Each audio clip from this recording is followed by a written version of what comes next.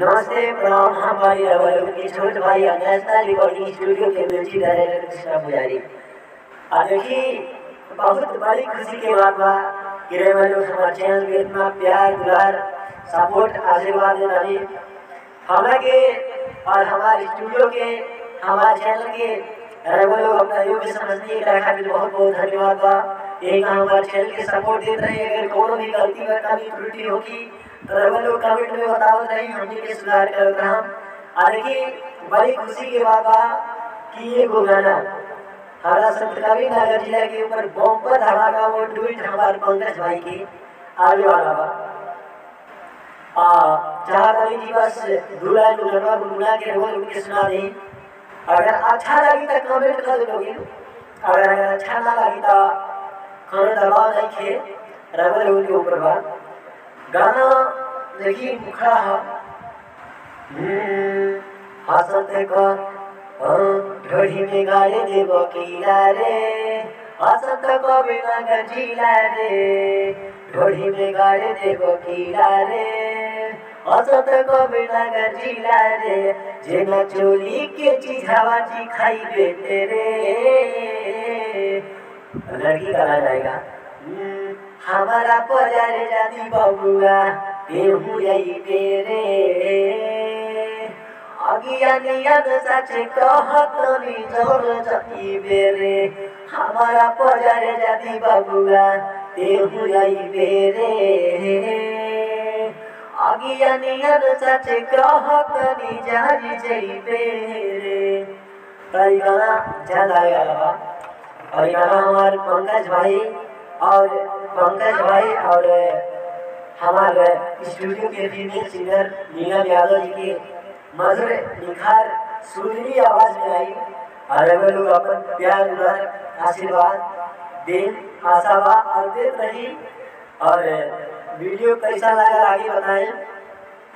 और गाना बहुत जल्दी आई और फिर उनके बहुत सारा नाम करता है कि रवल हमारे चैनल के इतना प्यार दुलार आशीर्वाद देता है। देखिए हमारे स्टूडियो के और हमारे चैनल के सुपरस्टार बाबा जी और आई तरह से कुछ रवल उनके सुनवा देता है।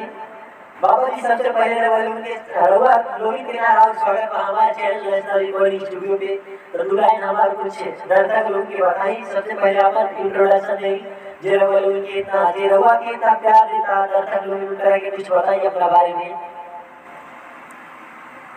हेलो हम जवाहरलाल गुप्ता का एक तेज बोली जवाहरलाल गुप्ता का एक कलाकार नेशनल स्टूडियो नाथनगर की ओर से आप लोग को बहुत बहुत बधाई। और साथ ही साथ में हमारा गाना आप लोग के बीच में चला है सुने होंगे और नहीं तो नेशनल स्टूडियो के मंगवा लीजिएगा चल रहा है। अरे अंगूठी माला गाड़ी कैली हला पक्का भतार सखी पा गई छक्का माला गाड़ी कैली हला पक्का भतार सखी पा गई छक्का। ई गाना आप लोगों के बीच में गई बा।